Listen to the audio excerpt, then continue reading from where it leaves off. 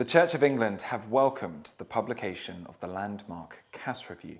In a short statement at the bottom of the Valuing All God's Children page on their website, they wrote, "We agree with Dr. Cass's conclusions that, as far as any form of social transitioning is concerned, a very cautious approach is necessary and should involve full collaboration and consultation with parents and medical professionals, something we have always maintained."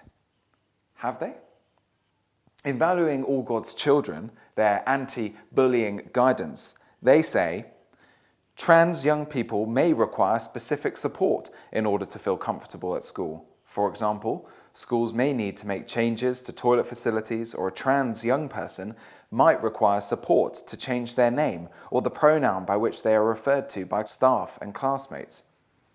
It goes on, pupils will be equipped to accept difference of all varieties and be supported to accept their own gender identity or sexual orientation and that of others. In order to do this, it will be essential to provide curriculum opportunities where difference is explored, same-sex relationships, same-sex parenting, and transgender issues may be mentioned as a fact in some people's lives. Let me just say that first line again. Pupils will be equipped to accept difference of all varieties and be supported to accept their own gender identity. Does that sound like urging a cautious approach, encouraging someone to accept their own gender identity?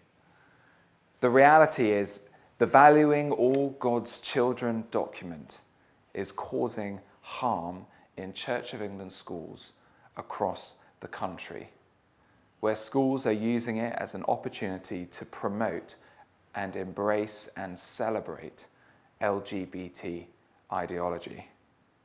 The guidance in Valuing All God's Children wildly contradicts the draft guidance published by the government, wildly contradicts the Cass Review.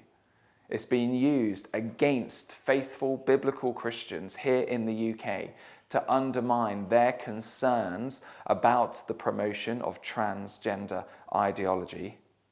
And yet here we have the Church of England saying, we have always maintained a cautious approach is necessary. No, Valuing All God's Children is toxic. It's leading to the destruction, the harm, the mutilation of beautiful, vulnerable young children. They should immediately withdraw and apologize, Valuing All God's Children.